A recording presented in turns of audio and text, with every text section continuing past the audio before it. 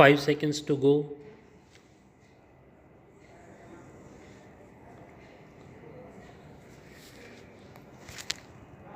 Start. His Lordship further observed that the courts should prima facie lean in favor of constitutionality and support the legislation if it is possible to do so on any reasonable ground. It has been held that it is for the party who attacks the validity of the legislation to place all materials before the court, which would go to show that the selection was arbitrary and unsupportable. His Lordship specifically noticed that, leave aside placing any material on record, there was not even any allegation statement placed on record by the petitioner therein. Patanjali Shastri and Das judges disagreed with the majority in the said case.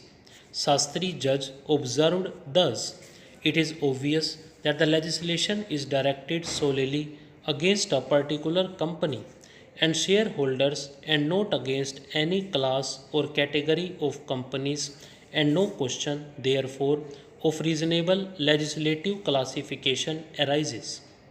If a law is made applicable to a class of persons or things, and the classification is based upon differentia having a rational relation to the object sought to be attained, it can be no objection to its constitutional validity that its application is found to affect only one person or thing.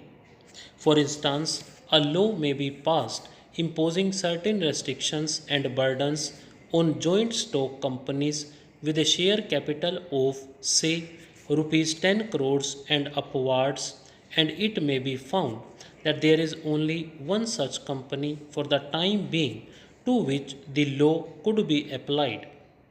If other such companies are brought into existence in future, the law would apply to them also, and no discrimination would thus be involved. But the Impugned Act, which selects this particular company and imposes upon it and its shareholders burdens and disabilities on the ground of mismanagement and neglect of duty on the part of those charged with the conduct of its undertaking, is plainly discriminatory in character and is, in my judgment, within the constitutional inhibition of Article 14. Legislation based upon mismanagement or other misconduct as the differentia and made applicable to a specified individual or corporate body is not far removed from the notorious parliamentary procedure formerly employed in Britain of punishing individual delinquents by passing bills of attainder, and should not, I think, receive judicial encouragement. It was next urged that the burden of proving that the Impugned Act is unconstitutional lay on the petitioner, and that, inasmuch as he has failed to adduce any evidence to show that the selection of this company and its shareholders for special treatment under the Impugned Act was arbitrary, the application must fail, whilst all reasonable presumption must undoubtedly be made in support of the constitutional validity of a law made by a competent legislature. The circumstances of the present case would seem, to my mind, to exclude such presumption.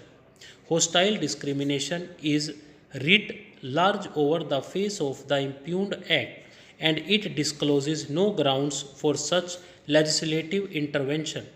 For all that appears, no compelling public interests were involved.